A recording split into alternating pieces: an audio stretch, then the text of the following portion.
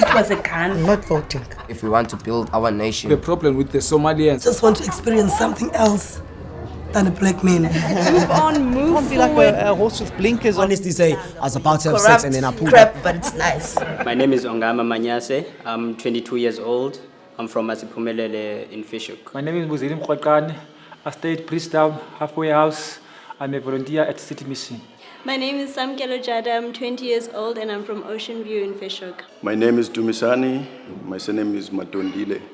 I live in Khayelitsha Mandela Park. My name is Mvuyisi Kilimane. I'm 29 years old. I'm from Side B Khayelitsha. My name is Kaya. His name is Kili.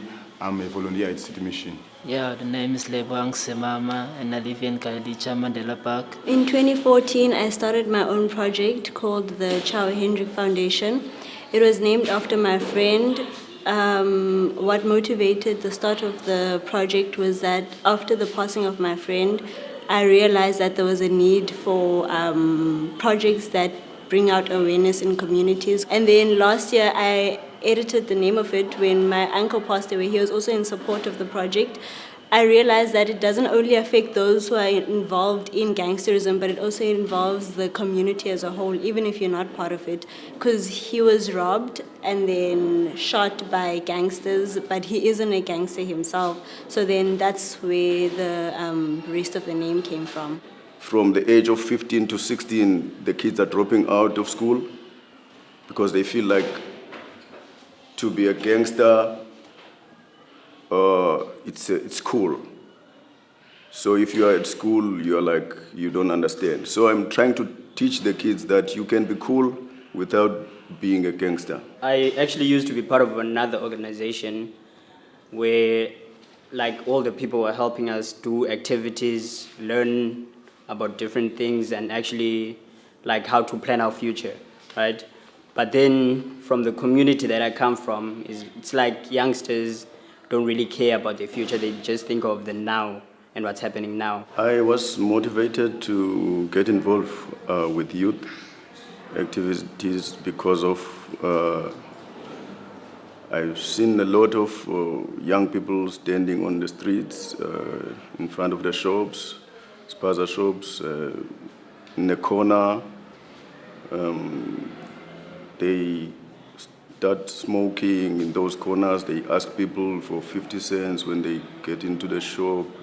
There's always been this problem of gangsterism and violence and everything like that, you know, for no reason. Like sometimes you would wonder, why do people die because of this? But there'll never be an actual reason behind it.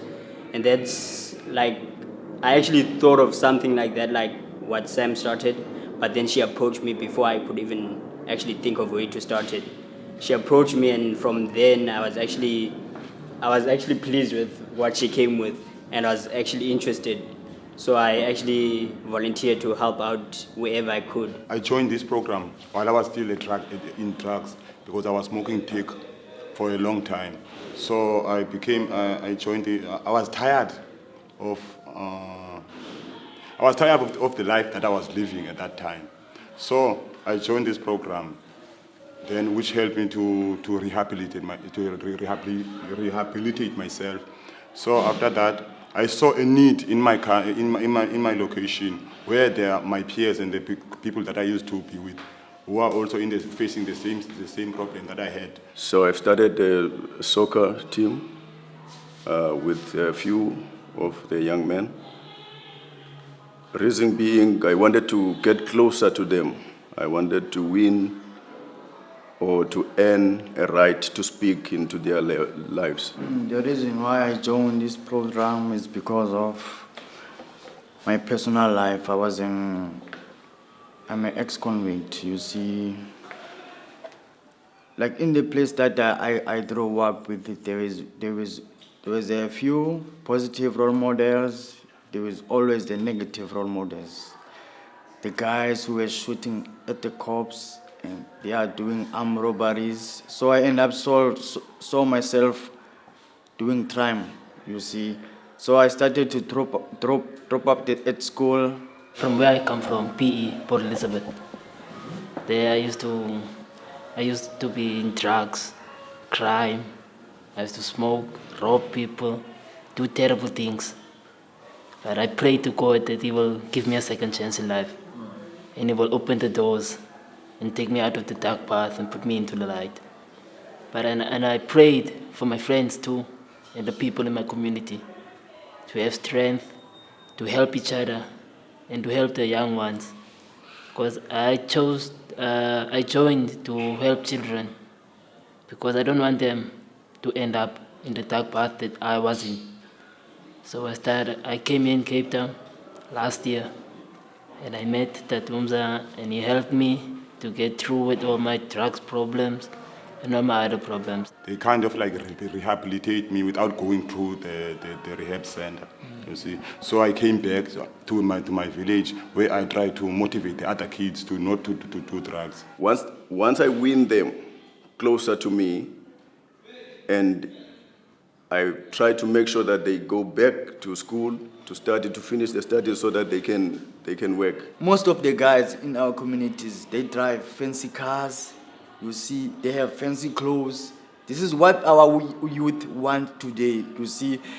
And when you, like, most of the youth in the community, they want to be respected, but in a bad way.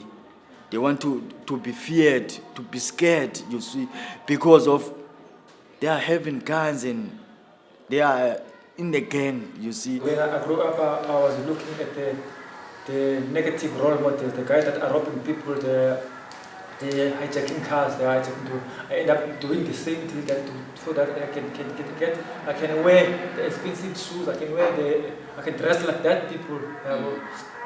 But that led me to prison. Exactly. Because now if your parents would have told you that the value of life is not material things, you could have learned better. You could have not even gone through that path, you know. Yeah. But then out there they showed you, no, bruh, to be seen in the streets, you need to wear like this. What I see now in our communities, we are lacking the father figure. So most of the kids in the community are raised by single moms. So there is no father in the house that can guide the young boy, because a young boy, I believe, needs a father next to him that can show him the way of life. We do have fathers around, you see, but it's just the lack of communication, especially us blacks, you see. Like, our fathers, they don't actually like speak to us, you see.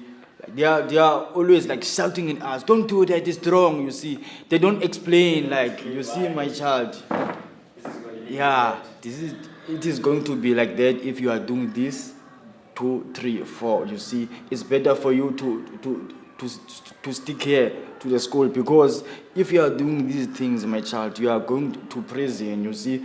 And from prison, maybe you can die. I think the problem is that most parents are actually absent in their children's lives. And you even find in those houses where they have everything, and you ask yourself, why is this child outside robbing when their home has everything that they need? But you find that this mother, she might be giving them money, but not giving them support.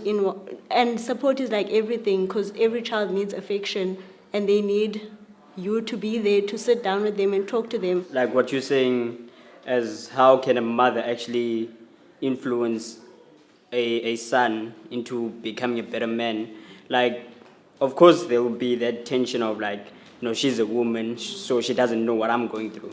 There's a way around that, right? You always have a family member, right? You'll have that uncle that you trust, you know? You can pass on that message that you're trying to send to your son to that uncle, to that specific uncle, to sit him down like a man, right? And give him that advice that you are trying to give him, you see? There's always a way around it, but people tend to think like, okay, this child's not listening to me, so I give up, you know? But like, I think, like as a child, we go through a lot as children when we're young. We go through a lot, and basically all we need is that understanding, you know? And a lot of people don't have that patience. So there's no coaching in the house, so they found the coaching outside. So they found a guy that drives a Porsche car outside. You find out this guy is a gangster, but the kids, they get involved and following that life. We cannot blame actually the parents, because you can teach your child everything that he or she needs you to teach them. But the problem sometimes it can be the environment, like the surroundings, like where we grow up with, like in the township. I think people use that thing of being pressured to doing something as an excuse these days, as a get out of jail free card, you know, or like to not be blamed. Like, no, but my friends told me to do this, you know. In the end, they didn't force you. All they did is suggest, do you want to smoke this? And then you said yes. I was 14, 15 years. I get in prison. Then when I was in prison, I involved myself with gangsters. I have no choice to get respected in prison. You must get yourself involved in gangsters. That way I feel that I'm in power now. I can control everyone. I can do everything. I'm an ex-drug dealer as well. You see, there's a lot of children which is I can say I destroyed their lives because I was selling to them drugs, you see. So for me to just change my life and just keep quiet, this is not a good reason or the solution, you see. I have to go back where I came from, you see, and try to give back to the community. I know the young boys, young guys today, they are doing crime. One of them is because of my influence, you see. So this is why today I joined this program. My dream basically is to be a successful sound engineer, work in media, in television, so that I can pass on all these messages. My dream is to see the other children who are smoking, doing drugs and criminal activities, to be out of the criminal activities they do. My dream is to be given an opportunity to help my community and the children that are doing drugs and crime, to support them with their future. My dream is to build a big business and employ the prisoners and teach them about God. My dream is to go to my community to stop children to go into crime. My dream is to see everyone goes back to God. My dream is to work in the field of family law because I want to be able to reach out to other children who come from houses that aren't, where they don't get support, to create that conducive kind of environment for them, you know, to encourage them to reach for their fullest potential. Yazi, you should ever sit and talk with people, or else take a walk and create a straight talk. Talk what is nice, it will make you feel stronger. Listen what is right and say what is wrong. You should ever sit and talk with people, or else take a walk and create a straight talk. Talk what is nice, it will make you feel stronger. Listen what is right and say what is wrong.